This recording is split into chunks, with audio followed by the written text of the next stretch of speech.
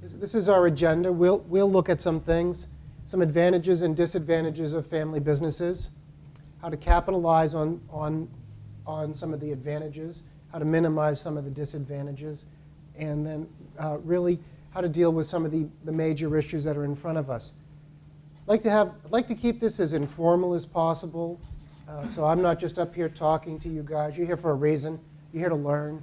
So if there's something that if you have a question, feel free to ask. If you'd like to interject something, please feel free. A little on my background, just to give you an understanding of where I'm coming from. I'm the director of the Center for Family Business at Northeastern University.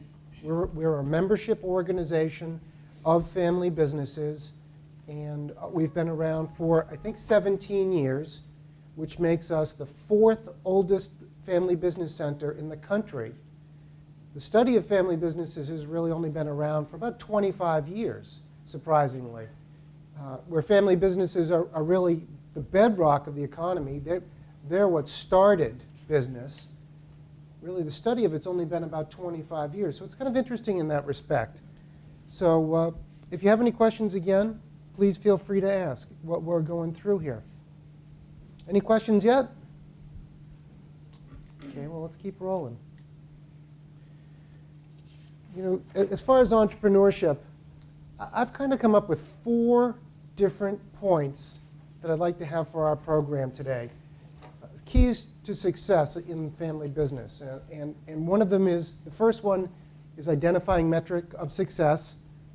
The second, becoming professional. And that's quite often the main stumbling block for a lot of family businesses. The next, capitalizing on attributes of the family business. And while there can be a lot of negatives, the next thing, family businesses have some significant attributes that are very positive that I believe can make them unbeatable contenders in the business world. So a lot of people, when they hear the phrase family business, it's either love it or hate it. You know, some people roll their eyes. Oh, family business. What could be worse than that? And other people, when they hear the phrase family business, they appreciate the strength of what's involved there. So some of you, do you have any, when you hear the word family business, does it bring up negative connotations? For who? Come on, let's. Got a bunch of them. People are even reluctant to say, yeah. So there's some real issues. When you think family business, do you think positive connotations? Yes. A little bit of both. Potentially. It goes either direction, and it's really up to how it's framed. Family businesses are between 80 to 90% of all businesses in the U.S. A lot of people don't know that. Is that news to people? 80 to 90%?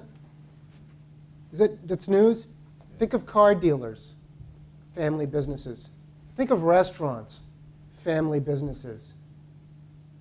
Any other industries that you can think of predominantly family businesses? Farming. Family farms. From the beginning of time. Any others? The printing industry, the funeral industry, retail. Family businesses are indeed the backbone of the economy. There's no doubt about it. 80 to 90%. They account for all new jobs, 60% of new jobs. I'm sorry, according to this statistic, 78% of new jobs, 65% of wages. And primarily, family businesses don't get the respect I think they deserve. They drive the economy. 35% of the Fortune 500 family-controlled businesses. I always like to point out there's one little family business you guys might have heard of. It's called Walmart. So 20 years ago, Walmart was not number one. Some other companies are in the news. Lehman Brothers, not a family business. General Motors, not a family business.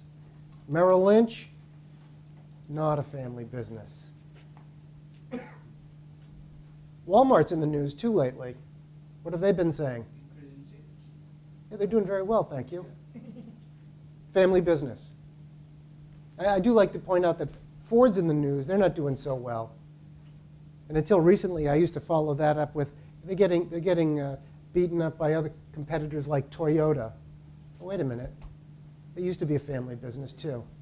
So family businesses are very strong. They have some significant assets. 35% Fortune 500 companies. Can you think of any other large family businesses? Cargill. They're huge. They're gigantic. Any others?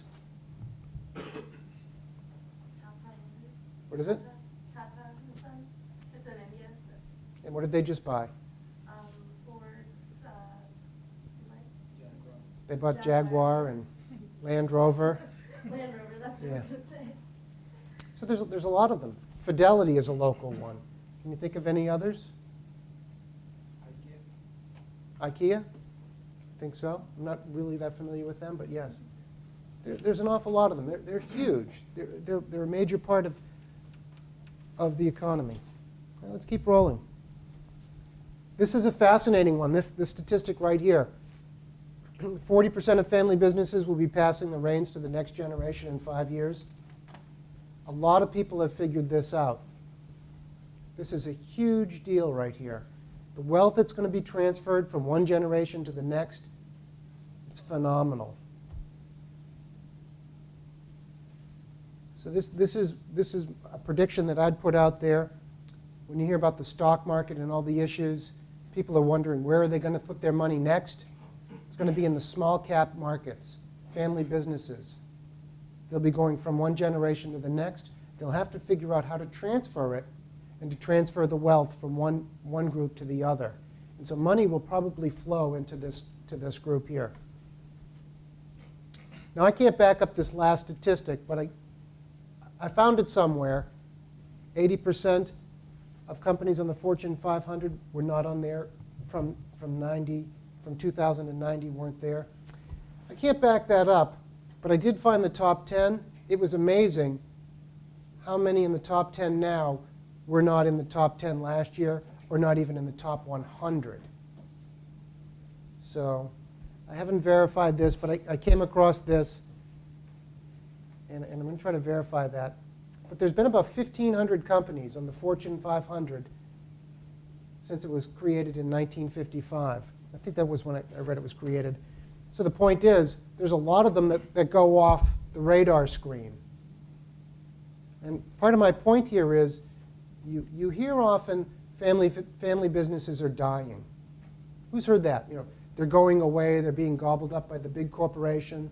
Is anybody else? So it's just absolutely not true. What happens when you lose your job from the Fortune 500? What do? You can't find a job. You start a business. So the term I like is, it's called, you become a necessitator. Can't find a job, you create one. What kind of business do you start? You start a family business. Maybe you work with your spouse or your kids get involved.